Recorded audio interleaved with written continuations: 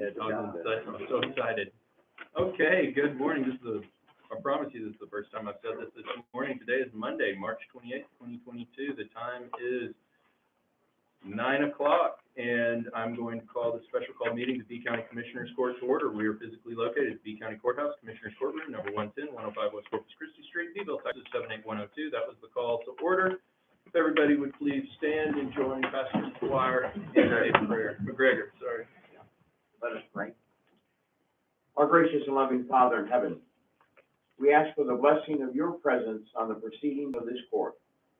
Truly, this significant activity touches the lives of our great citizens and their precious families. Thank you for the goodness and grace you have showered upon us as a people. Our heritage is rich because of your bountiful blessings. Therefore, we praise you this morning.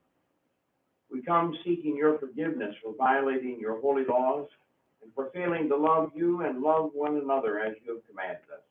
Make us a people who willingly seek to please you in all that we do. We thank you for those whom you've raised up to lead, to guide, and to represent us. You have blessed us with the members of the court. Grant them the strength, the wisdom, and the courage to make right decisions. Make each ready to give an account to you for the decisions made. Guard, guide, and protect our first responders and all those charged with our community's safety and security. As they patrol our streets and respond to incidents, to accidents, and to fires, may each have a sense of your presence, your protection, and your abiding grace and peace in their lives. You have blessed us with so many who provide great care and protection day by day. Lastly, we pray that you will tenderly care for those citizens who are struggling this day, who suffer in mind, body, or spirit. May you, the great physician, bring them the healing and the strength they need. Salve now the hearts of those who mourn. Grant them your abiding presence, comfort, and peace. Make us a people that desires to do your will in all that we do. Lord, let B County flourish by the preaching of your word and the praising of your name. May each of us look ahead to that grand and glorious day when you shall return. The dead shall be raised, loved ones shall be rejoined once again, and all wars shall cease. O God, speed the day of your coming. Indeed, yours is the kingdom, and the power, and the glory forever. In the name of the Father, and of the Son, and of the Holy Spirit. Amen. Amen. Thank you, Pastor. Please join me in the pledge of allegiance. I pledge allegiance to the flag of the United States of America and to the republic for which it stands, one nation, under God, indivisible, with liberty and justice for all. In the Texas pledge. Honor the Texas flag. I pledge allegiance to thee, Texas, one state, under God, one and indivisible. Thank you all. Oh, man. Moving on, agenda item number 4, recognize visitors. Before we got started, I went through the room. There are several visitors here this morning. There's absolutely no pressure that you stand up and identify yourself, but at this point in our agenda, this particular agenda item is not for public comment, but just stand up and say, hey, I'm here, and so that we can acknowledge you. There's no pressure if you don't. I'm acknowledging everybody that's here today. Thank you all for being here. Please come back. Anybody like to identify themselves for the court? Okay, moving on. Agenda item number 1. Did I miss it? Oh, I'm sorry, Ms. Castaldo. Yes, I was just letting you know, I want to introduce myself, Deb Castaldo. I'm the Deputy Chief Appraiser for the Beeville County Appraisal District. And here to answer any questions or concerns y'all have today. Thank you so much, ma'am. Welcome, welcome, welcome, and we'll hopefully get to you pretty quickly. Anybody else? I apologize, I didn't see your hand that first time. Okay, moving on. Agenda item number 5, Commissioners Court opening remarks. Commissioner Haggard, I believe you got to start. Yeah, it's just business as usual, phone calls here and there. I did get an update. Road and Bridge has now marked the center road of 631 all the way out to the Blackjack Creek entrance. The road is 20 feet wide. They have marked the center. According to Blackjack, they are considering the contractor will start around April 11th, 12th, around in that day to start doing the road, to repairing the road. They're gonna repair one half of the road. They have asked, we're gonna get with, probably have a local meeting or something with the residents of that road, to tell them that one half of the road will be done, and then they're gonna put a sealer on there which can't be disturbed for 24 hours. And we're gonna go to the other side and do it, and that way the entire road. I am, pushing to widen that road a little bit due to the amount of oil field traffic, not so much their traffic, but the oil field traffic that goes there.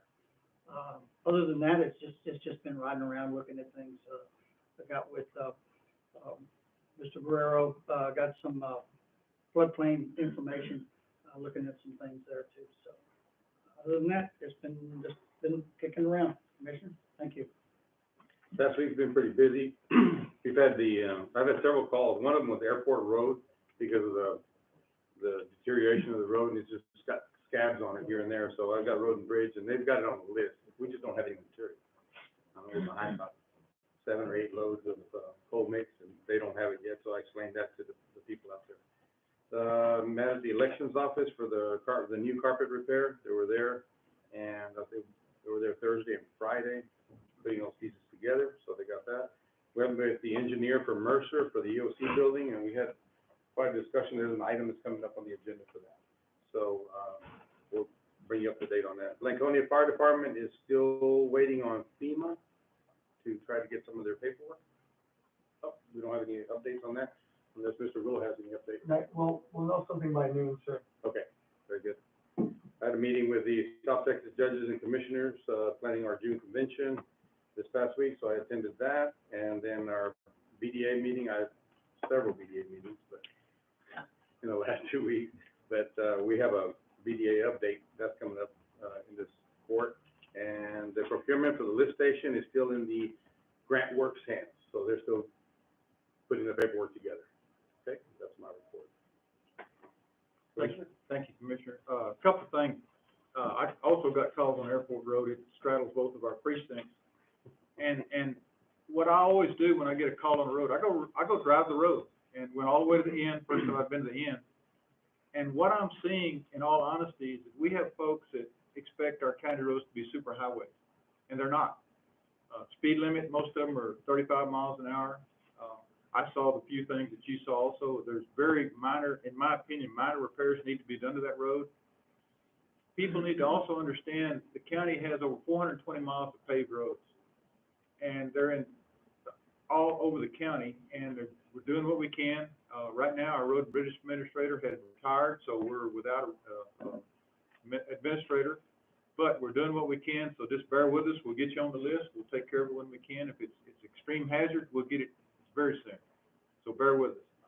The other thing I'd like to talk about is a concern, and I want to take you back about 8 months. I had a call on Charcoal Road where it comes into Toledo about some limbs overhanging the road, and they were scraping campers. Road and Bridge went up and did a very good job. They trimmed them up. There were some big limbs over the road, not realizing what would happen if you had a major fire down one of these roads and those limbs were in the way. Mr. Guerrero, I think you called the fire department. What is the required height we need for the big truck? 12 to 13 inches, feet, if I'm not mistaken, right?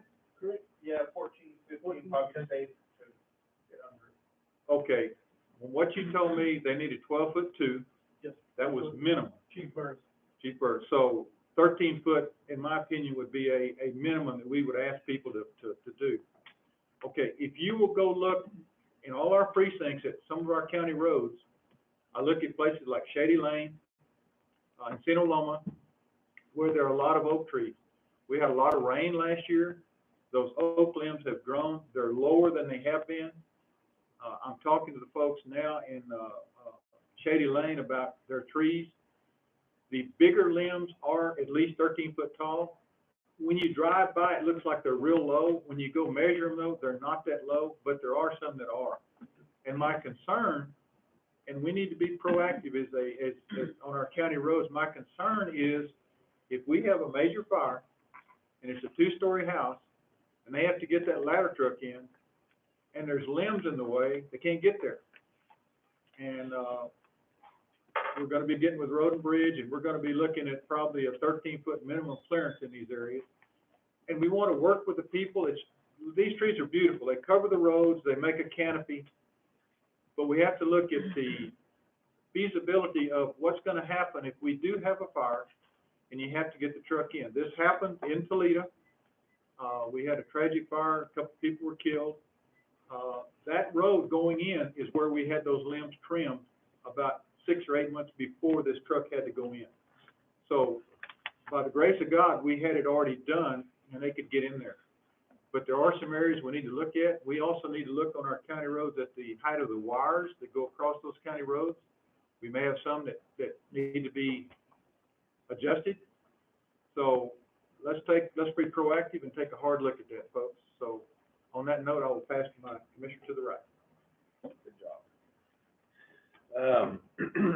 I had some calls out on County Road 109.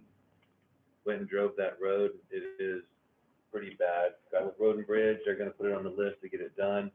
At the end of 109, it turns into Live Oak County 324, and there's a couple of really bad rim benders in the middle of the road there. Got a hold of the commissioner, I believe it's Donna Mills in Live Oak County, and she was going to have their Road and Bridge come and repair that within the next couple of days. Amador Ramirez, the road out there in Almas area, I found out that there's actually a grant through TxDOT. They're going to redo that entire Amador Ramirez Road and Gaitan Lane. So that's a good thing.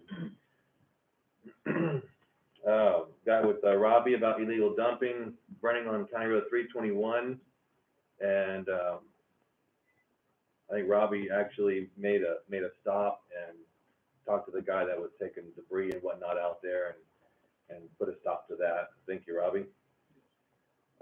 This past Saturday, Saturday, March 19th, few people I need to thank: Ricky and Rachel Casares, Shannon Tyndall Frun, Michelle Preston, Mark Gallagher, Robbie Guerrero, and myself. We went out where A&D well alignment is across the highway. I think with one of the last really strong northers, it blew a ton of trash from Blueberry Hill area across 59. From A&D well alignment up to 351 and around the corner to where the Coliseum fence starts is where we stopped. We picked up, just on the fence line alone, we picked up 14 contractor bags of trash. And got that taken care of. And then a couple of weeks back, Robbie was giving some information about the bridge at Beeville Road behind Chilton Park. There was king-size mattresses, couches, recliners, tires, all kinds of stuff down there, and it's such a steep drop, you can't really get down there to drag stuff out. So I actually designed and built a crane on my trailer, and Robbie and Mark Gallagher and I, we went over there and we hoisted all that stuff out onto the trailer and got all that stuff clean under there. What else?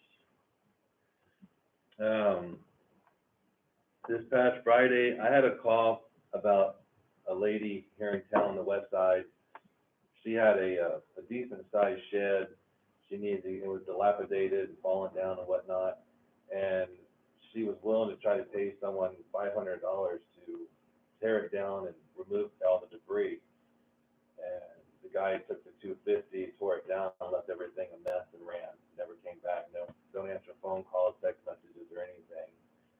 So I got myself, Robbie, Daniel Mendez, Chris Maldonado, David Santana. We went over there Friday from about 3 o'clock to 9 o'clock at night, working with 2 backhoes, trailers, dump trailers, and then again on Saturday morning from about 1:30 to 4:30, and we got all of that cleaned up completely for her. And there's a man by the name of Ray Magana out of Skidmore. He owns Magana Materials, I believe it's located in Orange Grove, if I'm not mistaken. He has agreed to come in and cut the curb where she drives in to her home and redo a whole caliche driveway for her, bring in like 2 or 3 belly dumps of dirt, redo the entire yard for this lady. She's an elderly lady, she can hardly get around, and it's just sad that she was taken advantage of like that. So Ray's gonna do that for her. I also got McCoy's, they're gonna donate all the materials to build this lady a ramp. And got with Fred Ruger, he's gonna get the church to actually do the construction of it, and we supply all, well, McCoy's gonna supply all the materials to do it. This past Saturday from 9 to 12, we had a coffee with the councilman and commissioner. That was good. That had a lot of people stop by and visit about different issues and whatnot. And then yesterday, Daniel Mendez and I went back to that lady's house, and there was a bunch of grass and dirt and whatnot on the curb. We went and got all that cleaned up and then scraped the street right in front of our house where there was a bunch of grass growing out into the street there. And then finished the day off, I went home and made 6 more of the sign holders that hold the no littering signs I had ordered. I had 6 more signs, and went and made all the sign holders out of rebar and whatnot, so they'll stand up 8 foot. So when you're driving, you can actually see it. I really do think that the ones I put in Blueberry Hill on Yar and Lehman, I've noticed that the trash has really decreased on those 2 roads compared to what it used to be. I don't know if people are taking note of the signs and, you know, I'll fill my trash in the trash can when I get home, and, you know, hey, that's great, that's what we want. So that covered about my last 2 weeks. Thank you, guys. Well, I don't know how you follow up reports like that. You certainly don't outshine them. If anything, you don't get too embarrassed by the lack of report that you have, especially Commissioner Linney. Although I do have a little bit of bad news, Commissioner Linney, especially if you were seeking to monetize your crane design. The county's going to take the position that that was done during the course and scope of your role as a county commissioner, so we own all of that IT. So we can get with you afterwards on that. Now, thank you for that. And I'll send you my bill. I got one more thing. We already paid you. You're set for your bill. What you got? One more thing. I did attend out the expo last week with the engineer group and talked to them about redoing the bathrooms that are out there right now when you walk out of the pavilion. And also, when you're standing there looking at those bathrooms to the left, about doing another building with the showers and going ahead and doing a dump station. And then we're also talking about doing the EOC out there as well. So. Thank you very much. Anything else? No, you're good. You can have it. Oh, thank you. Last couple of weeks have been good. I got to attend a judicial roundtable, did a little education. It's always good to let everybody know that we do have obligations to keep our minds sharp and keep us up to date with what's going on at the state level and how it impacts the county. And our own Stephanie Moreno we hosted it, but she put on this event last week. So it was really nice to be able to get together with some of our surrounding county judges and talk about current issues that we're facing and how we're going to address them. There's some many new state statutes that our legislature in their infinite wisdom have passed on without any, attendant financial component, otherwise known as unfunded mandates, that we're trying to update and figure out how we're going to comply with in the coming months. So that's good. I had a couple other things. I think I'd like to once again, and I know I speak on behalf of everybody up here at this table, commend our first responders, and commend all of our constituents who are following the rules. I know nobody likes a burn ban. You never really need to burn anything until a burn ban is instituted. Then it becomes incredibly important that you take care of that. And so we appreciate those of you that have refrained from doing that without authority. And I appreciate the enforcement efforts on the part of both Mr. Gradetto and our B County Sheriff's Office to try to prevent and stop the illegal burning, because it is an issue and it poses a risk to not only you and your safety, but the safety of your neighbors' properties and other individuals. So thanks again to our first responders for continuing to answer the call day after day, week after week, both here and in counties outside of B. All right, moving on. Agenda item number 6, public comment. Is there anybody who wishes to address Commissioners Court? This is your opportunity. Hearing none, we'll move on. Agenda item number 7. The following items are of an administrative nature. Commissioners' Court has been furnished documentation on each item, and all such items may be acted upon by one vote without being discussed separately unless requested by a commissioner or county judge. Move to approve. I have a motion. Do I have a second? Second with the question. I have a motion and a second. Commissioner Farias, you have the floor. Noting on the travel request, we have an outgoing official requested travel, and in the past, we're off staff of those. We haven't. Under the lame duck statute. Okay, this is something I'm not familiar with. We've done it in the past before he got here. Okay. Commissioners Court makes a limit, on expenditures, and it just depends what the court, how the court wants to handle these situations. So we gotta go to this one, there won't be another one in August or September or something like that, just continuing on the trips under the taxpayer travel. Well, we certainly don't want to do that. I looked at those, and I wondered the same thing. I know that the elected official and the two staff were planning on attending that. Does anybody have any other positions or thoughts? Do you have a just feel that suggestion? if we've not allowed it in the past, we don't need to start. There is some legislation that we're supposed to really keep a close eye on any office that, the elected official is changing to be sure they don't misuse their budget on the way out. I remember we got into that years ago with a couple of commissioners. Do we have any idea what exactly the spring conference is? Is it a requirement for, to maintain their educational Well, if component they're- through the if end of the they're- year? Just a thought, if they're going out of office, they don't have to worry about maintaining their educational requirements. Right, not for next year, but I don't Right. know, for this year. I can't answer that, sir. Yeah, no, I can't either. So it's a hard and fast rule. I'm looking for guidance from those that have dealt with this before. This is the first I'm hearing of it. I don't remember us allowing it, basically, because they're outgoing, whether or not it's mandatory. But again, I agree, Judge, they won't be in office for next year, so those hours or won't whatever count. won't count. They won't count. Mhm. Now, if the staff wants to go, that's another thing. They're Yeah, the still staff employees. has to go. That's what we've always pushed It's that. just the elected official that's outgoing. This is April 7th and 8th.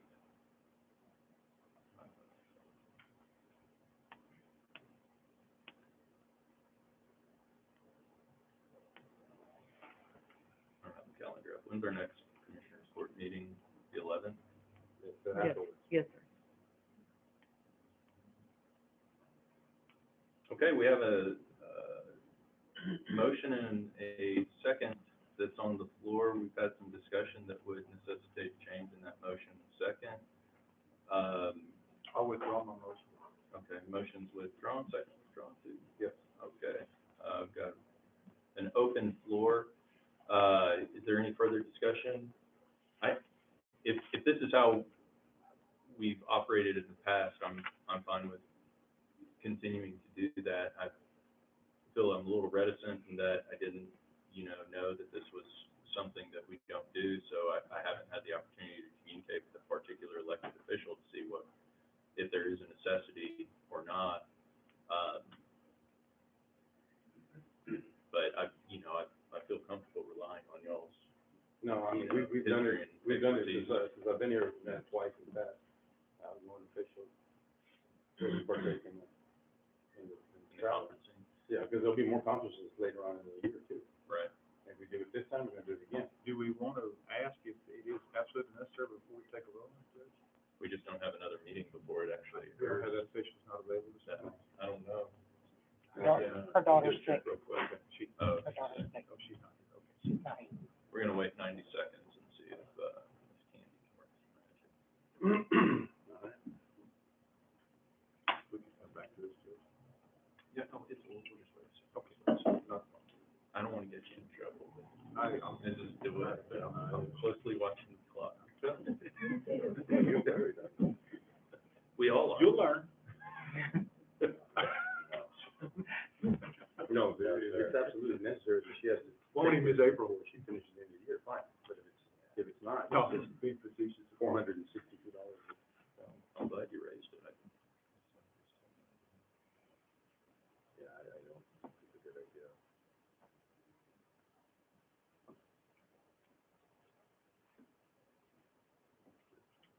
I have no idea what it's for. There's no other attachment to it other than the travel request, that's it? No, That's all. I was looking here for the event. What was on the original is just the agenda. I mean, what we require, the agenda, Was it for hours or what? Do you know? well, I mean, every training is for hours, but if, you know, if they're an outgoing official, I mean, like y'all said, what does it matter? Hey, Miss Olive, how are you? Fine, how are you? Thanks, I don't want to put you on the, hot seat, but, could you, could you summarize Well, for welcome. Commissioners Court what, the Region 8 Spring Conference is in general? General, it's just that, I haven't looked at the agenda. I don't know what they have scheduled, but, as Nicole had said that this would be her last, conference. I don't know what's on the agenda. Okay, thank you so I much. could, Ms. I Olive. could check. It's okay, I really appreciate that, thank you so much, ma'am.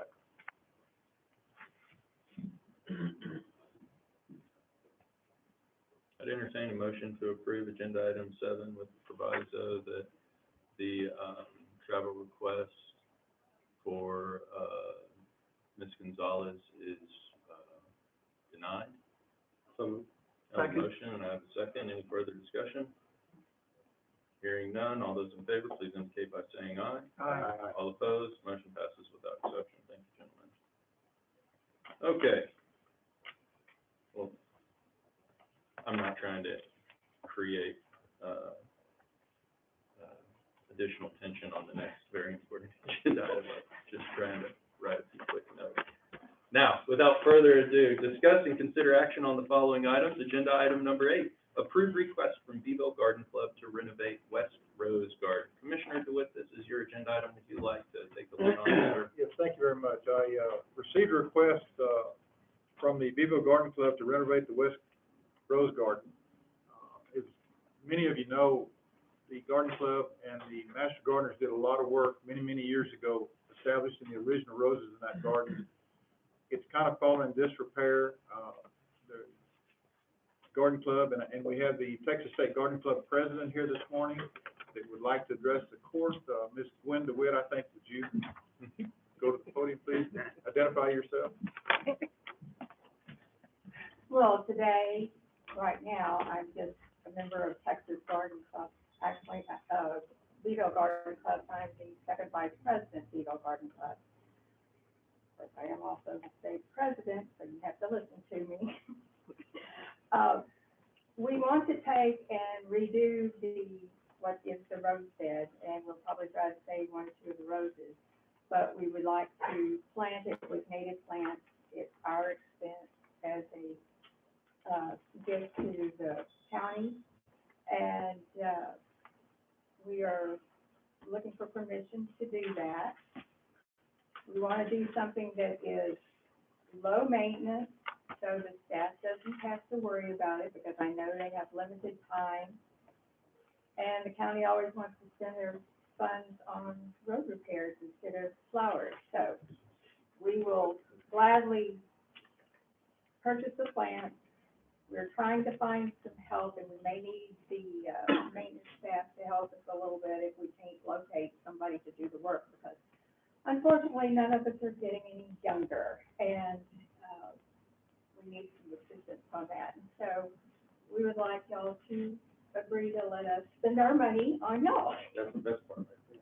I'll make a motion to approve. So, Second. Double second. I have a motion and a second. Any further discussion? I'd like to say thank you, not only to you, Mrs. DeWitt, but to the Beeville Garden Club for your continued support and beautification of county grounds over the years and decades. Thank you, ma'am. We spent a lot of money and time here, We really appreciate it. and Sammy, if you don't vote yes, you don't get any work. I think it's enough now. Uh-oh, I think you may have to recuse yourself. Oh. You've I lost didn't the free will to make your own decision. That is duress. If there's no further discussion, all those in favor, please indicate by saying aye. Aye. All opposed, motion passes without exception. Thank you, gentlemen. Thank y'all Mr. so Witt. much. And on that note, I'm paying Dallas. Be Yes, careful. ma'am, be safe. Agenda item number 9, approve request to have B County Chief Appraiser review tax exemption status of the wind solar company lands near Mineral, Texas. Commissioner DeWitt, this is your agenda item. You have the floor, but do know we'll call, Ms. Castaldo up, after you frame the issue to introduce herself and kind Great. of tell us a little bit more about what she's doing. I appreciate it, Judge. Channel 3 was here a week or two ago and did a story on the wind and solar farms north of B County and the oil and gas industry in Pawnee. And I was with them, and after the story, you start thinking about what you saw. And I had understood way back when that the wind and solar people, Ørsted is the company, they're out of Denmark, I think. As you leave Mineral, going toward Pawnee on the right and the left, they purchased ranch land. I'm guessing the acreage, 600 acres on one side, 200 acres on the other side to put the wind farm in. When they first approached the people in the area, they never said anything about solar farm. And when we were up reviewing the area, all these pedestals were set up for solar panels. And I was telling Channel 3, there's going to be thousands of them. That's great.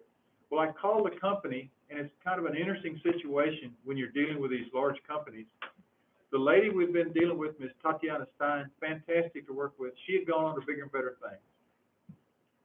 They hadn't given me a new contact name, but I had the project superintendent's contact name. So I texted him, tried to call him, got no reply. After we had just about finished everything, I got a reply from the new project superintendent in Colorado. So these people are become increasingly hard to get a hold of as they wind down the project. To make a long story short, I asked him, I said, we're out here, we want to find out how many solar panels there are. I said, how many thousands are there? He said, no, there's not thousands, there's 1 million. I said, what do you mean there's 1 million? There's going to be 1 million solar panels. Okay, hold that in your mind, an area that has wind turbines and solar panels that cover the entire ground. To make a long story short, I drafted a letter asking the chief appraiser to please review the tax status of those properties, because it had been my understanding they had been agricultural properties for years and years and years for the ranches. The draft letter is in this packet. I won't read it, but it's a draft letter asking them to review it. And also to look at the status, whenever you change agricultural land to either commercial or industrial, there is a tax rollback of, I think, 3 years, where it was ag, now it's industrial, so someone pays the taxes back for 3 years because it's changed uses. Looking at the tax rolls, I found 13 properties that were listed under the name of the company. All but one did not have the ag exemptions listed. The one that didn't, it's $800-some-odd-thousand property. I received a call from one of the appraisal folks. They were already beginning to look into it, but I think because of the interest that we had, and they weren't aware, the one I talked to wasn't aware of the solar farm. That they said, well, if they can graze cattle around the wind turbines. I said, yes, but they're on the same property, which they did not realize. And my question, just a question is, are all the taxes that they're supposed to be paying, are they being assessed? That it's for the good of the taxpayer. We just want to be sure. They've been good neighbors so far. They put in the radar they said they were going to, so that the lights on the wind turbines only come on when there's radar and when there's aircraft in the area.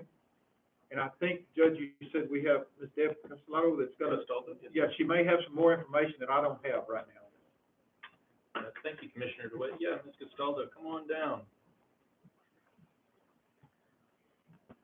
And please identify yourself for our record. Deb Castaldo, Deputy Chief Appraiser for the B County Appraisal District. And I'm here today to hear your concerns and have started working on, reviewing all of those properties, and we will be doing that rollback. We can do 3 years of a rollback on anything that's changed use. We just don't know the exact acreage at this time. We've requested the plan from, Sparta Solar and Helena Wind, and we will address those. And the ones that didn't have ag last year, we'll just have a 2-year rollback. And the one property that did have the ag, we'll look at to see if there's, what they have on that property. There's a total of about 2,500 acres that they've purchased. And, depending on how many acres are being used, it's about $48 an acre, the difference between the ag value and the market value, and per year. So that's per acre per year. So I guess what we're saying, my intuition was correct, that maybe we need to take a hard look at this because some things might have been missed. Yes, sir. Yeah, good job. Good. Yes, sir. My question to you, and I mean this sincerely, we have the draft letter asking y'all to do exactly what you're doing. Do we still need to formally do that so you'll have it in your records? You do not. That is up to y'all. And I'm here because I want y'all to know that anytime you have a question like that, I think somebody reached out to one of the appraisers, but you can call me directly because we were aware of the situation and, you know, we're reviewing it. The appraiser should have known a little bit more than he did, but y'all are always welcome to call me. Come by the office. Thank you so much, Ms. Castaldo. You're Are there any other questions? Anything else? You're welcome. And if the will of the court is to go ahead and send the letter, I think so, Judge. That way they'll have if something comes up, they have a formal request from the court, because what I'm asking for in the bottom of the letter is review is respectfully requested with a written report provided back to Commissioners Court. Yes, sir. So I would make a motion to approve my draft with the caveat that, of course, the judge can tweak this any way you feel necessary, sir. oh, thank you, sir. We got a motion, do I have a second? Motion and a second. Any further discussion? Ms. Castaldo, thank you so much for being here this morning, and thank you for remaining vigilant and trying to make sure that everybody's paying all the taxes that are due. We really appreciate that. All right. Thank you, ma'am. Thank you for being here. If there's no further discussion, all those in favor, please indicate by saying aye. Aye. All opposed? Motion passes without exception. Thank you, gentlemen. And I want to correct. Thank you, sir. I'm going to move agenda item number 11 next. So I'm moving agenda item number 10 down, just for those that are following along on your own printed out agenda. After we complete agenda item number 11, I'm going to move agenda item number 13 after that, before we get into a discussion. Okay, sure. So moving on, agenda item number 11, update on Bee Development Authority from Jaime Arizola, Executive Director. Come on down, Mr. Arizola. Thank you for being here. Even though I've identified you and we all know you, please identify yourself for the record, and also please identify the any members of your board that are present here in support of this. Good morning, Commissioners and Honorable Judge Morrow. My name is Jaime Arizola. I'm the Executive Director for the Bee Development Authority. In the audience, we have Orlando Vasquez, Chairman of the Bee Development Authority. Commissioner Farias had asked me if I could come give an update to y'all regarding what we've been doing the first quarter of this year at Chase Field Industrial and Airport Complex. So I appreciate y'all for giving me the opportunity to do so. As everybody knows, FEMA's leaving, effective April 3rd, 2022.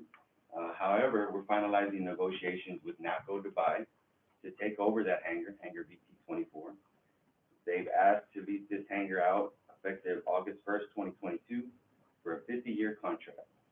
As a result of this, they've ordered chassis from a local car dealership to manufacture emergency medical vehicles, and their owner is scheduled to arrive in May of 2022. So we're seeing some positive movement from them. In the past, the community has asked for updates on their progress, and it's been slow, but it's looking up now.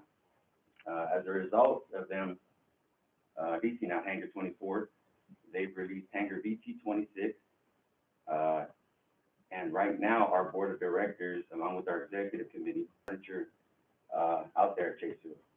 This is a 7-year contract effective June 1st, 2022, and this has the potential to create over 200 direct and indirect jobs during the term of their contract.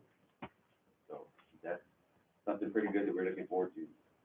Effective this year, January 1st, 2022, Texas A&M Forestry leased out additional office and doubled their staff of employees to 15. Their vision to utilize Chase Field was to extend their service area from San Antonio to Brownsville. This vision has come into fruition as they've been assisting local surrounding counties during this period. Any questions so far?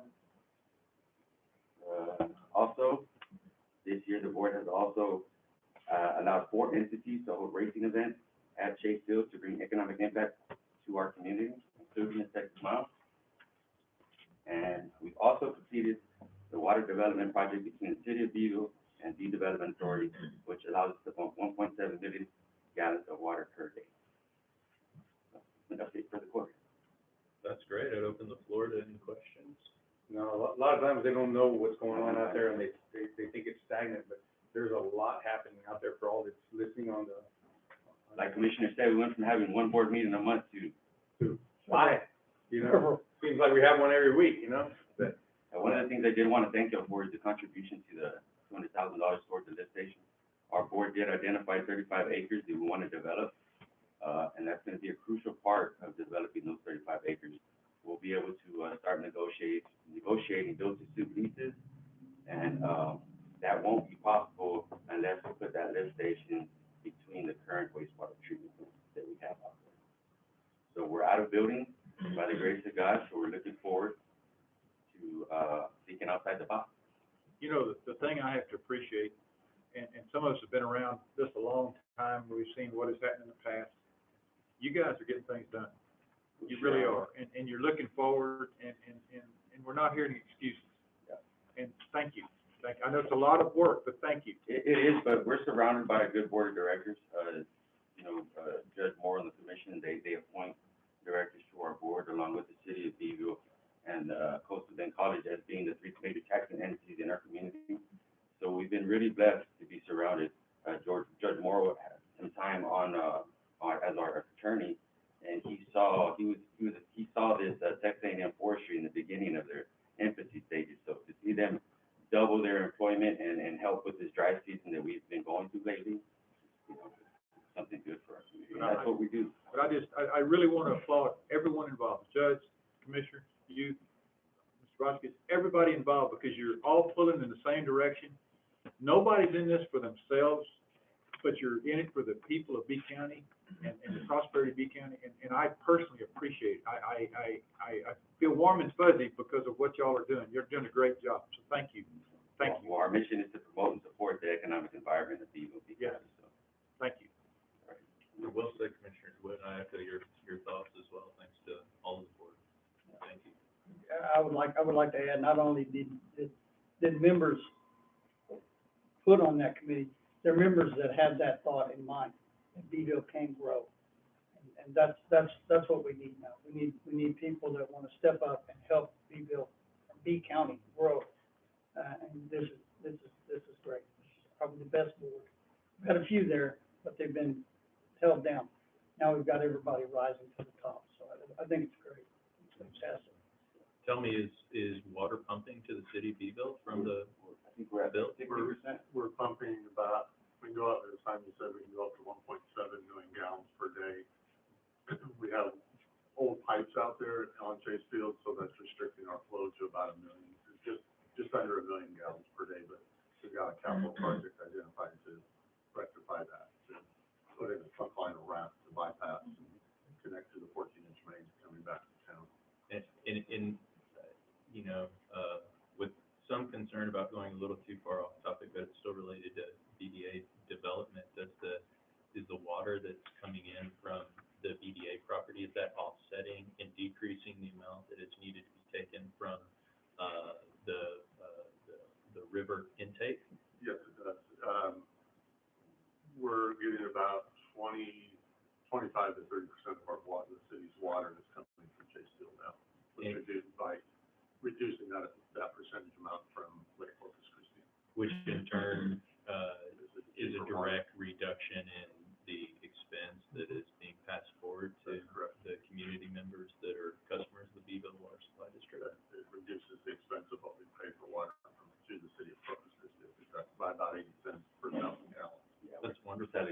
for every 31 cents for 1,000 gallons. That's great, and that project started in 2014? Yeah, it's been a while, it's a local agreement, and then we went to 3 different contracts and finally negotiated, so. Well, well done for both of y'all. Thank Yeah, you. it's with that water source that helps us stay afloat. I mean, FEMA leaving was a big impact on our bottom line, but we're able to make it through this year without dipping into reserves, so.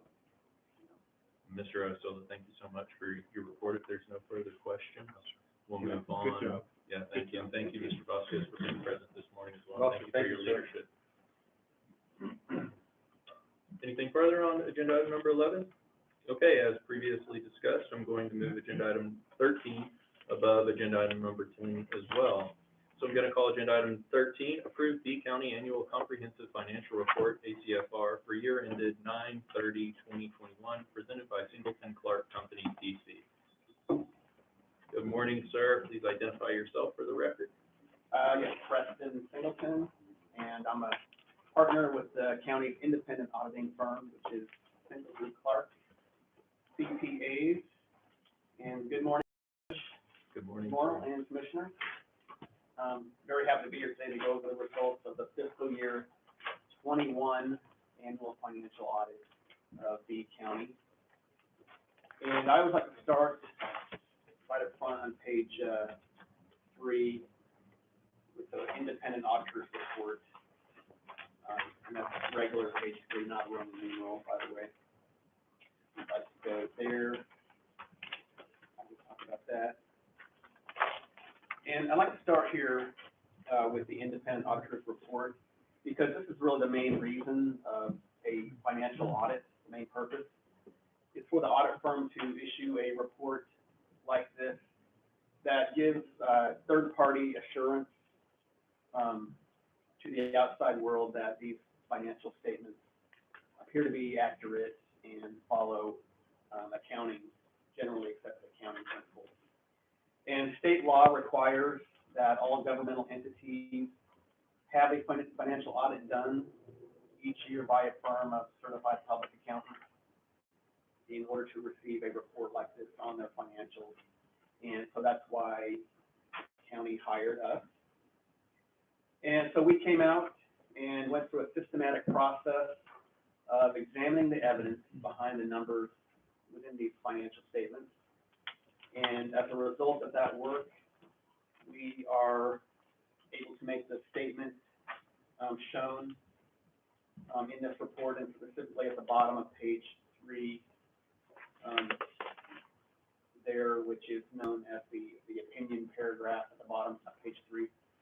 And there we say, if I can paraphrase, that we believe the financial statements in this packet are accurately stated and done so in accordance with generally accepted accounting principles.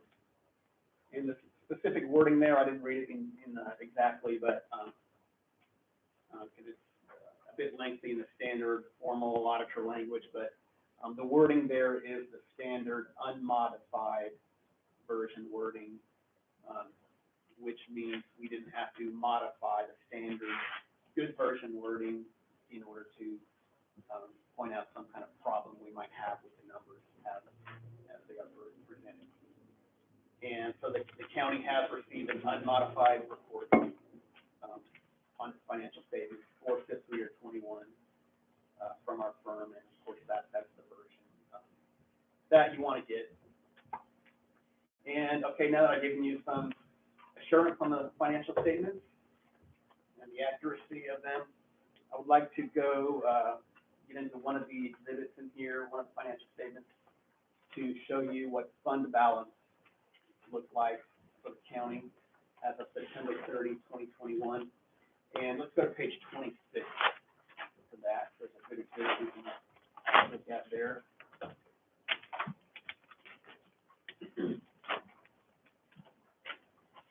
So fund balance is a financial number in a set of governmental financial statements that really is the best measurement of the financial health of a governmental entity. And fund balance is close, you think about it as being close to money in the bank for the county. There's a little bit more to it than that, a couple of more pieces, but to avoid going into the weeds of governmental accounting, we pretty much think of it as, you know, the liquid reserves in the county that are available for spending in the near term. So here on pages actually 26 and 27, this is a large exhibit that spans 2 pages, and it's titled the Statement of Revenues, Expenditures, and Changes in Fund Balance. And it's got that long name because that is exactly what it's going to show us, all those things. And the exhibit breaks the county's finances down into funds, a series of funds. And each one of these columns is going to be a separate fund, except for the one near the end here. But basically, any fund that meets certain size criteria is presented in its own column here. And so the general fund actually will always meet that criteria. It's one of the rules that the general fund always gets discreetly displayed in its own column. And then the other funds that met that size criteria for fiscal year 21, there, if I move to the right, are your road and bridge fund, your 2 healthcare funds, which are the funds that account for your hospital leases. Then the American Rescue Plan Fund, over on page 27, that's pandemic-related funds that also qualify this year. And then the Debt Service Fund also. The column after that is labeled Total Non-Major Funds. That's going to be all of the funds that didn't meet this larger size criteria. And there's actually 32 more funds or columns consolidated in that one there. And we don't need to flip back there now, but page 94 in the report is where all those other 32 funds are laid out. If you were interested in seeing all the other individual funds of the county. So let's talk about the general fund though, and what happened in it for fiscal year 21. And this will be as for the year ended 9/30/21. The general fund reported revenues of just over $13.6 million. That's shown there in the total revenues line in the top section. Versus operating expenditures of almost $12.4 million. That's total expenditures as you move further down the column there. And so revenues exceeded expenditures initially by about $1.3 million. That's your initial increase in fund balance in the general fund from regular operations. But then moving down further, there's a section called Other Financing Sources and Uses, and you've got some transfer activity down there. And this is basically the various funds we talked about giving money to each other for various purposes, and so there's some transfer activity there. Transfers into the general fund totaled about $935,000, and the biggest part of that was a transfer in of coronavirus relief funds, about $660,000 that were for allowable pandemic-related expenses that the general fund incurred that you were able to use coronavirus relief funds for. And then there's the next line is transfers out of about $1.7 million. And there's various funds included in that number, about 10 of them. But the largest transfer out occurred to the jail construction fund for roughly $600,000 for fiscal year 21. And so after consideration of these transfers in and out, the fund balance ultimately ended up increasing for the year in the general fund by just over $478,000 to have it end the year at $6,150,000.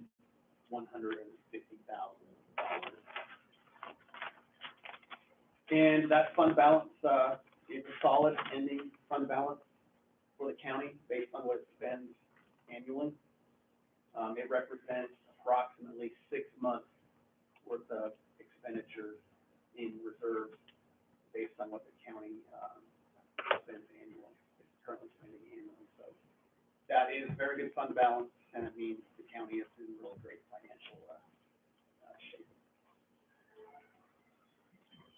Okay, with that, let me take you to one other, area in our report.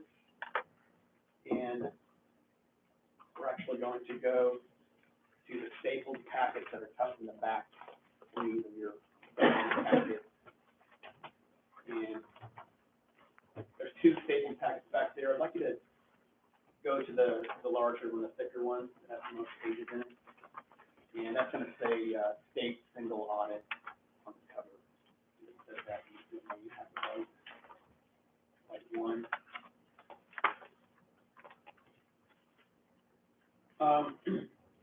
Okay, there's actually, it says state single audit on the cover, but there's actually two single audits in here, a federal and a state single audit, and that's because this year, not only did we have to do the state single audit on the indigent defense program grant that the county has been receiving pretty regularly now for the last several years. We've been having to do a specific audit on that every year. But also in 21, with the pandemic funds, the amount of those put the county over the $750,000 threshold to make a federal single audit on the full AFL. So we had to look at that program as well, the coronavirus relief fund. And by the way, what a single audit is, it's a more special, comprehensive look at certain programs, grant programs, where we are supposed to verify compliance with the grant requirements. And so I'm taking you to this package to just point out those, and I'll let you know that both of those single audits went very well, and we don't have any findings related to those. This year, we do, however, have a general governmental audit finding just related to county operations overall. And that's actually going to be detailed in writing in this staple packet on page 8. If you'd like to go there. And it's in this packet because this is the packet where we have all the governmental audit related stuff. So page 8, it's detailed there. It's labeled 2021-001 Commissioners Court Minutes. And what this is saying here is we noticed during the audit that the minutes were behind, the court minutes were behind for several months. And when we were out here for our preliminary final field work in September 2021, only a little over half of the year's minutes were available at that time there in September. So we requested that they try to get caught up for when we returned. Then when we returned in January of 2022, for the final field work on 2021, we were still not provided with the minutes for several months of 2021. And so because so many months were not available, we felt it was warranted this year to report findings such as this on the topic of preparing minutes timely, because the minutes are a requirement of the Texas Open Meetings Act. And also, you know, when the audit firm doesn't have access to all of the minutes for the entire audit period, you know, there's a chance that the audit firm can miss something important, some important county business that was discussed. You know, the audit firm would be also left in the dark and something. Just keeping the minutes up to date. And so, with that, that's the end of my prepared comments, and I would like to thank all the departments that helped us with the audit this year. The entire county auditor's office, the clerk's office, HR, and tax office, and also the DA's office and emergency management let us borrow their office space upstairs. And they're very, I was very friendly with us upstairs too. So. And with that, I'd like to entertain any questions that y'all might have about anything I did or didn't cover. Thank you, Mr. Singleton. Any questions? I have comments. Yes. I want to thank the auditor and her staff for all the good work they do. Because of them, this report is fantastic, and for the record, these minutes are not the auditor's responsibility. So I want to make sure that that's very, very plain, that it's not their responsibility, these minutes are done, so. But I want to thank you for all the work you've done and all your staff, it's fantastic. Appreciate it. We feel, we as a commissioner's court feel like that the county's in great hands with you. Sometimes you'll say, Commissioner, we really can't do that, and that's what your job is, and you do it well. Thank you. Thank you. Thank you very much. This is, we hadn't had findings in the last 4 reports. So I, when Preston talked to me about this one, I just, I didn't have anything to come back with him, because I always have something to argue about or to debate about, how can we fix this, but this one I could not. So, but it is what it is. Everybody's doing a great job in the county, and I appreciate everybody's cooperation. Thank you, Ms. Cantu. Fantastic. I wanna, yeah, and I wanna emphasize, it's not always, well, Commissioner, sometimes it's just the book, the 1,000-yard stare that you get from her, or Can't have that much. or one of her employees, Or all the of that. fire department, hands down. They're the ones that keep us above water. And then I want to throw kudos out to the audit firm. You guys are doing a great job. And it's all, we understand what you're doing, and that's awesome when you're dealing with something like this, and you present it well, and thank you for what you're doing. Thank you for that.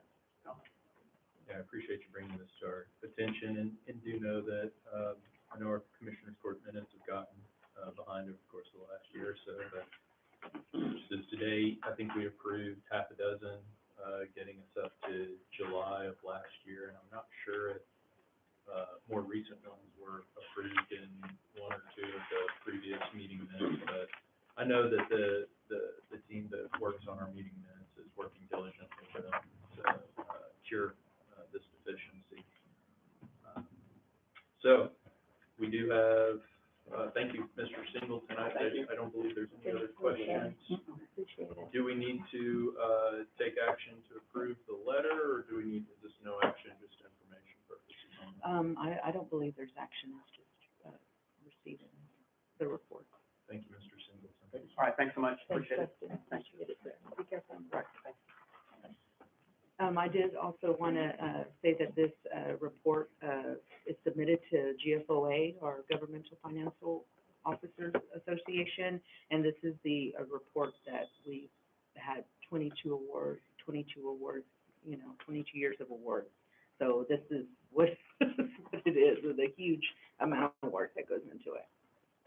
Excellent, thank you. Okay, moving on to agenda item number 10 now. Approve progress and possible options for the new Emergency Operations Center, EOC. This is more of a discussion item, initially, so we're gonna forego the usual take a motion and second and then discuss it. And I'm going to open, this is Commissioner Farias' agenda item, so I'm gonna, turn the matter over to, Commissioner Farias, and then I expect we'll have a lively discussion. I know we have members from the city of Beeville who I'd like to invite once I open the floor for comments or questions. I'd like to invite their participation as well as Mr. Garza and the EOC department, Mr. Willow with them, since it's their department that we will be discussing. Commissioner Farias, with that introduction, you have the floor, sir. Thank you, sir. It's great to have a handout for everybody here, and we're gonna get one out there. This started with trying to refurbish the Jefferson Street, I don't know what it was. Evidence room, ambulance, or. The Langley into an building. EOC. The So it Langley turned out building. that there's greater needs, for the EOC than just that building. So with that being said, we've got an engineer, he's looking at trying to fit it, and I think, Mr. Benson, Mr. Shea, y'all have a drawing there? Yes. Okay, this is we have several. Very last page, sure. Okay. What it was, we were trying to refit it here, I mentioned on Mr. Chin's been in there before, but we were trying to refit it there, but with the space that we have, and the parking and all the vehicles that it takes to run an emergency, management center, it kind of put us bottleneck there, so we were trying to figure out a different way. So now we're looking at putting it at the, expo, where the old arena was, behind the expo. And, I invited y'all to share, because y'all share part of the cost of paying for the emergency management deal. So, and I know that it's, major responsibility for the county to put it together, but if we could get any contribution or in-kind work or, sewer, water, anything, your input is greatly appreciated in this. So, we're looking at putting it there. We don't have any, drawings yet, but the engineer is working on it. And we thought about this because the expo is our go-to place. That's our staging area for ambulances, for electrical, bowl trucks. I mean, the state, Coast Guard, everybody stages there to go to a hurricane or an emergency, event. So we get to build this location there and at all the showers, the living quarters and what have you. So this is what we're looking at. And I'll open the floor to that. So anybody or Commissioner Lenny or Mr. Haggard. Can I jump in real quick? Yes, sir. Redirect. Let's talk about some of the issues that arose with the Langley building and why we're looking at this. Okay, we were gonna have to, on the previous building, we were gonna have to double the size of it. And then we were looking at where the ingress and egress was on Jefferson Street, the Corpus Christi, Buchanan. It was a bottleneck there.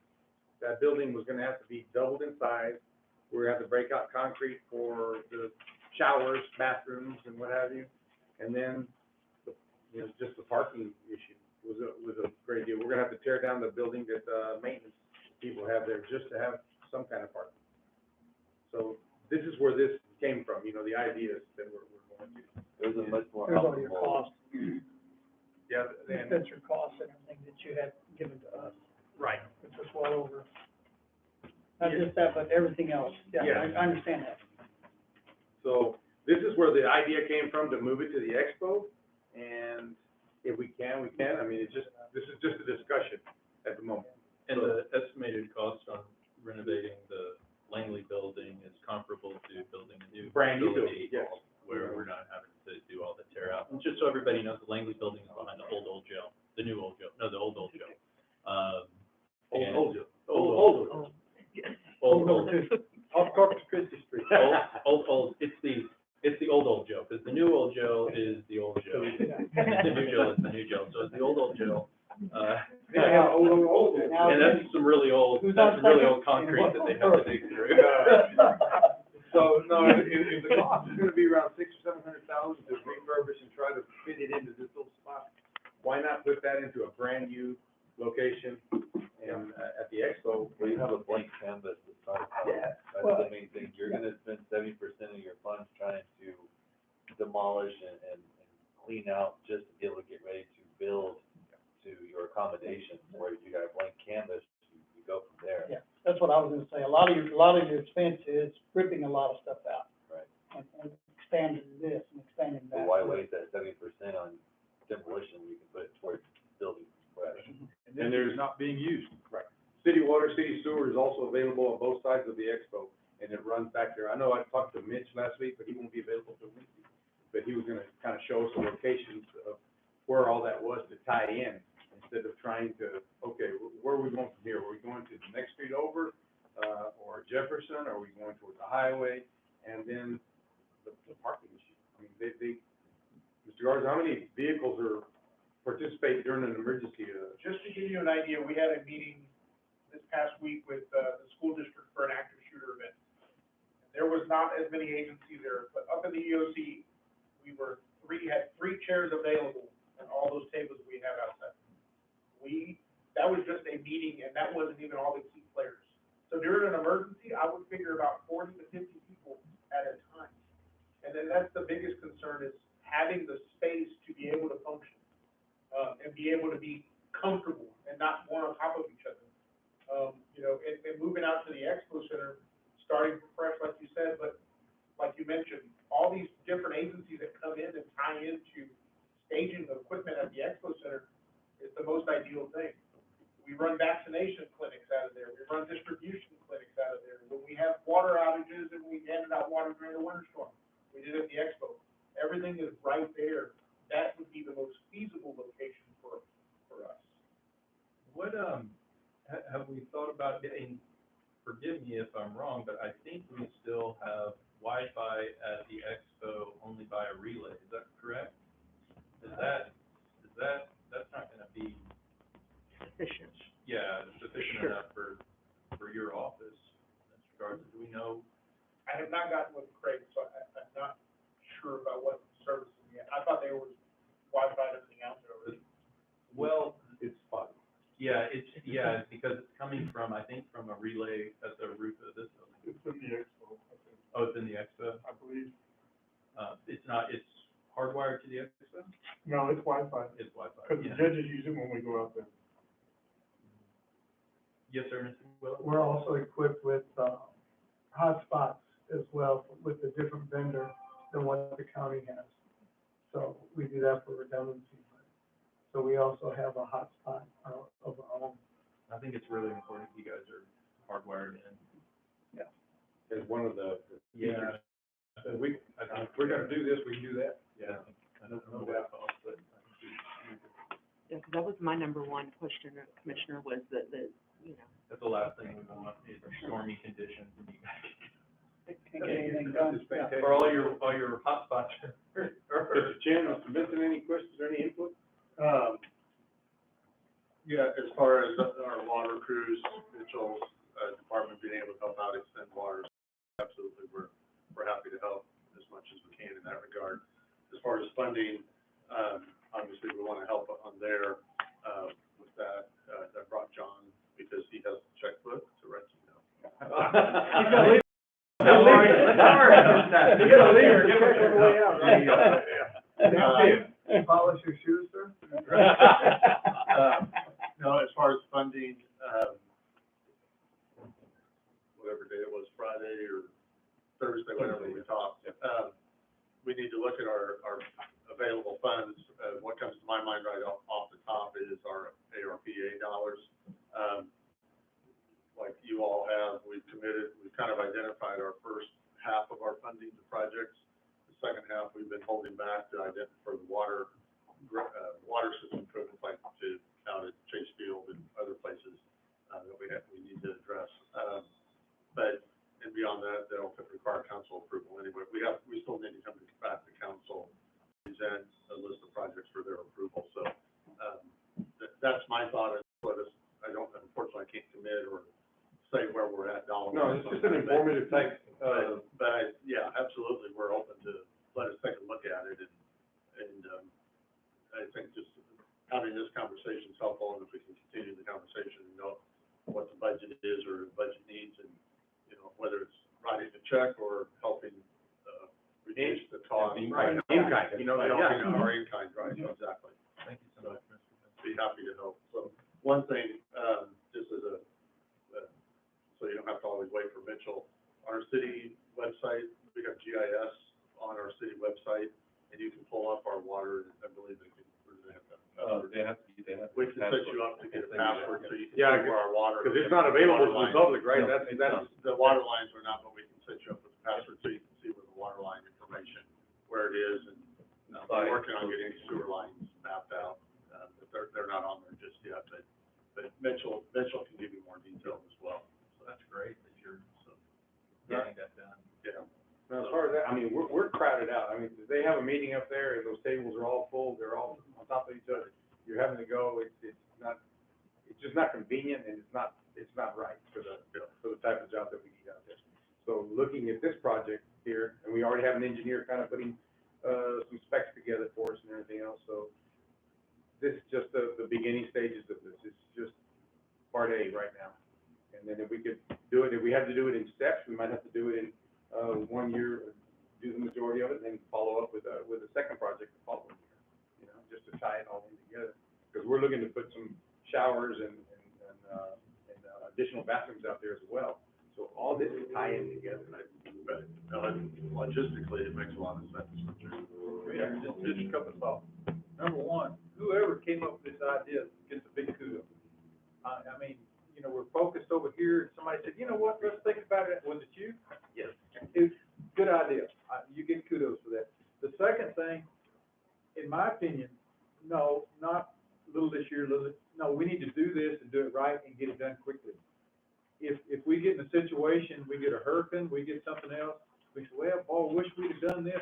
No, we need to move forward to this 100% and do the best we can and get it done as quickly as possible, in my opinion. We've identified this is a good idea. We've identified that's too small.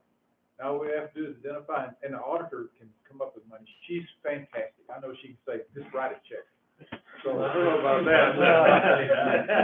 You're only one of them. We'll get it done. You can You're only one of five. She said, You're one of five that believe we just write a check.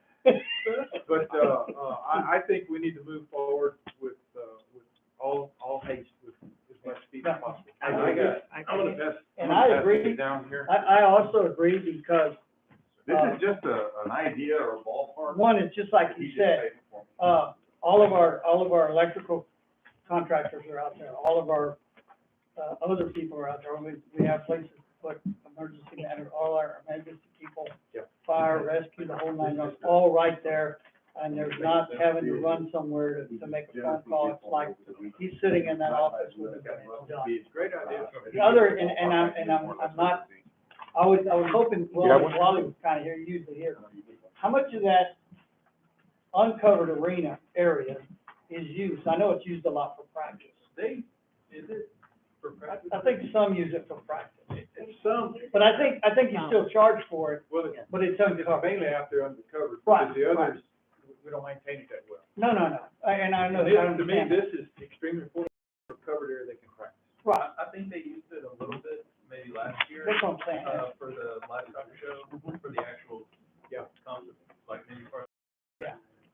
Or maybe it's 2 years ago, I don't think they used it this year, but they. No, they were just mowing it and it was grass growing up. There was a Okay. couple of shoots that were left over. But when we saw it, it doesn't look like it's being used at all, does it? That's kind of where I was at. I mean, I don't wanna give up if that's a possibility to use, because we can always just slide it over if we have to. Put a cover. But I don't wanna do that because it's a limited parking again. That's a limited space.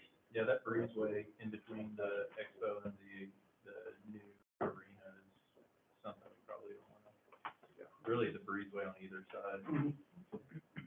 But I was looking at moving over into the parking area that's right next to it if we were using, but as Commissioner Frias and y'all said, the grass is growing, we don't use it that often, so it's not a plus for us. Is there any reticence or hesitancy with respect to this shift in looking at it? I got zero. Let's do it. No, I think it is. I think it's a great idea because, again, it just centralizes everything right there. And, Well, it's in an area too that all that construction can be going on and not really interfere with anything. And we already have the benefit of the engineer. Yeah, the engineer's already, He's already, the site. we don't even need to take any action, we can just kind of keep the process going, we agree with it in principle, and see if something pops up that we don't know about, today. Like Wi-Fi for one. Yeah, well, yeah, or some other. And it could be that, Mr. Garza can find some magic money through some of his grants to help build this. Seriously, we can find. No, we'll search and try to get. Which also lets the Langley building be useful, it might be able to be used, I know Community Affairs saying they're wanting to do something else, so that turns that building loose to be looked at for something else. Because Commissioner Frias, again, you get another kudos, he did a great job taking that little bit of insurance money we had and stabilizing that building and making it functional. He's a great You know what, building manager. he is, really he should be our permanent building manager. I really think. That's the only, that's the I could- only I could- guy in moving this building, out of his briefing, although I know Commissioner Lenny's gonna do a great job. And if you ever need any help, He's already got the let me training. know, we can set up a meeting. Yeah, he's already got the training. He's already got the training. Man, The beams are good now. There you go. That's just any way we can help, Commissioner. Okay, wonderful job, Commissioner. And Commissioner Freeze, you handed out, to Commissioner's Court, just a general general estimate from a local, contractor to give the. Just to give you, everybody an idea, and by all means, like Ms. Cantu said, this thing will have to go out for bid. But this will give you a visual and a ballpark idea of what it might take to put that together. Okay, and so, that's all I got, Judge. Let's go ahead and get the shovels and hard hats so we can have groundbreaking, Judge. No, there's still some more. That's for the engineer first. Mr. Benson, Mr. Chin, thank you so much for coming and participating. Is there anything else that you'd like to share with Commissioners Court on this matter, or any input? No, I think they're giving us a raise, they're doubling our budget for next year. Thank you, guys, we appreciate your support, and that's really gonna help offset our reduction. Yeah, I thought you were talking about you. No, we're reducing their budget now. Yeah, They wanted thank you. buildings for reducing. No, thank you all so much, and I'm gonna move on if y'all don't let And well, as we progress, I'll keep you all informed. Yeah, please, Judge. Thank you all for your support. Thank on you. this. I think we're all gonna everybody's gonna come out ahead on this thing. Thank you, sir. Okay, moving on. Agenda item number 12, approval of tax payment refund pursuant to section 31.11 of the Texas Property Tax Code, refunds of overpayment or erroneous payment. Ms. Tara, do you want to talk to us about this, or is it housekeeping? It's housekeeping, sir. I'd entertain a motion. Motion to approve. I have a motion. Do I have a second? Second. I have a motion and a second. I called you all the way up here. Tara, please identify yourself. Sorry, Tara Carpenter, Chief Sorry, Deputy my of the Tax Office, no, it's fine, sir. It's just some housekeeping, we had a couple overpayments that rose to the level of Commissioner's Court, which is anything over $2,500. So, we had two that, came to our attention that we just need to refund those taxpayers their money. Did they, did they come to y'all and say, hey, we think we paid you too much? No, sir, what happened is, we had in both cases, actually was, I'm guessing there was a sale involved. We had a title company provide funds for the taxes and also the mortgage company at the same time, so somebody needs a little bit of a Double refund. payment. Just a double payment. Clears my question, because I'm thinking, most taxpayers, they're gonna know if feel like they're overpaying, and they're gonna be beating on somebody's door, like, I'm not gonna pay that much, and for it to come to this point, it had to come from two different directions. It did, they came from two different. Okay, fantastic. I don't know that I've ever paid a tax bill and thought that I'm not paying more than I'm supposed to. I think everyone does. Yes, but not to the point where you got extremely vocal and said, I won't. Yeah. Sorry. I've always argued in the other direction, yes. Is there any further discussion? Hearing none, all those in favor, please indicate by saying aye. Aye. All opposed, motion passes without exception. Moving on, agenda item number 14 now, approve request to use county debit card for toll road vendor Central Texas Regional Mobile Authority, CTRMA, and Text Tag. Move to approve. Second. Got a motion and second. Any further discussion? Hearing none, all those in favor, please indicate by saying aye. Aye. All opposed, motion passes without exception. Agenda item number 15, American Rescue Plan, ARP status and projects. Commissioner DeWitt. Judge, Commissioners, I really don't have anything unless the auditor has something. Everything is moving along like it should. It's, the wheels of federal bureaucracy move slow, but when they start moving, they keep moving, and they crush whatever's in front of them. So we're waiting to hear on several things. And I think, am I correct? Pretty much on that? Yes, sir, and we'll have some, some meaningful discussion here after. Yes, we're gonna have a court meeting and after the committee. meeting. Mr. Lady, do you have anything, sir? No. Figure out what, after our next meeting. Yes, that's all I have, sir. Great, thank you. Moving on, agenda item number 16, update, discussion, and possible action regarding B County COVID-19 status, preparedness, and contingency planning. Mr. Willow. Mike Willow, COVID-19 mitigation something, whatever it goes. The stats for, this week, we have 23 new confirmed cases since last Commissioner's Court. So in 2 weeks, we had 23 new cases. The state of Texas has reported 26 new fatalities in that time frame. We are still at 15 fatalities here in B County. We have 2 people in the hospital, none on the ventilators. Their ages range from 40 to 50 years of age. News, the federal government has stopped funding the bill for the uninsured population, for COVID testing.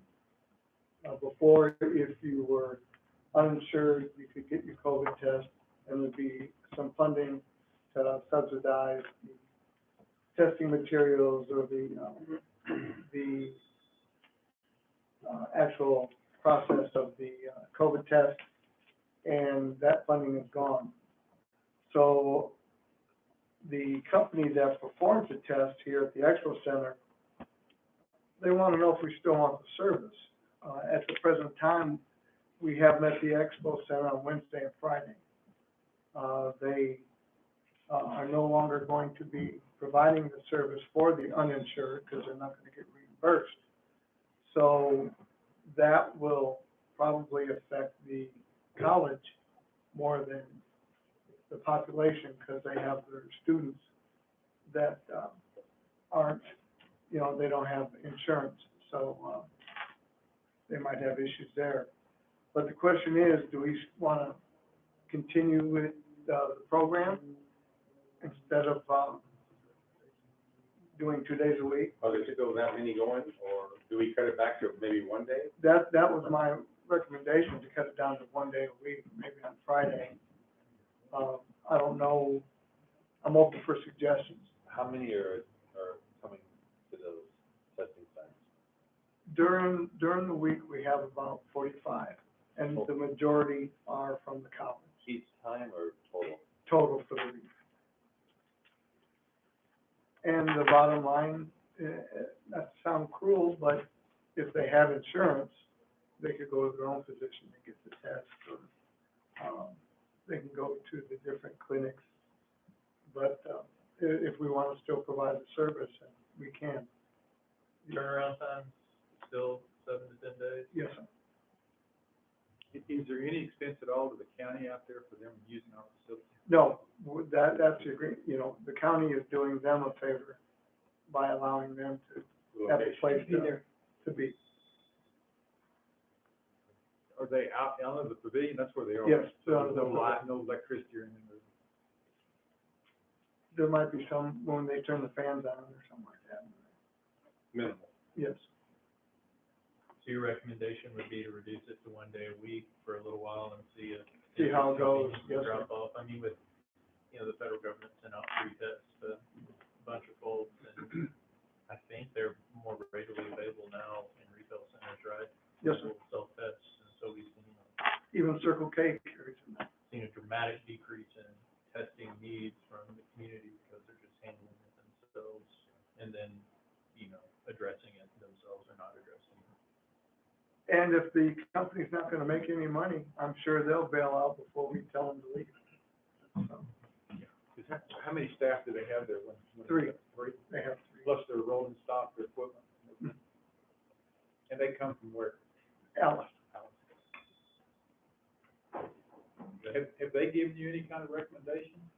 They're leaving it up to us. That's why, you know, I told them I would bring it up today, because they shut down before Friday, so they could get all their paperwork in line to make sure they get paid for what they have done in the past, housekeeping, bookkeeping stuff. And so they want us to, you know, ask us to tell them which way we want to go. I think it's probably a good idea to continue to do at least 1 day a week for the next couple of commissioners' court meetings, just to see if there is any. More people going out there. Okay. Okay, Forward, Jim. Thank you.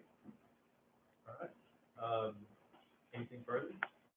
Okay, hearing none, we'll move on. We don't have an executive session, this morning, so I'll move on to agenda item number 17, adjournment.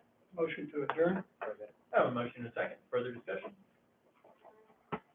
Hearing none, all those in favor, please indicate by saying aye. Aye. All opposed, motion passes without exception. Thank you all for your time this morning. Thank you for being here with us, and we'll see you next time. Excellent, thank you, guys. Thank you, sir. Thank you. Mr. Chin, thank you. Am I the only one?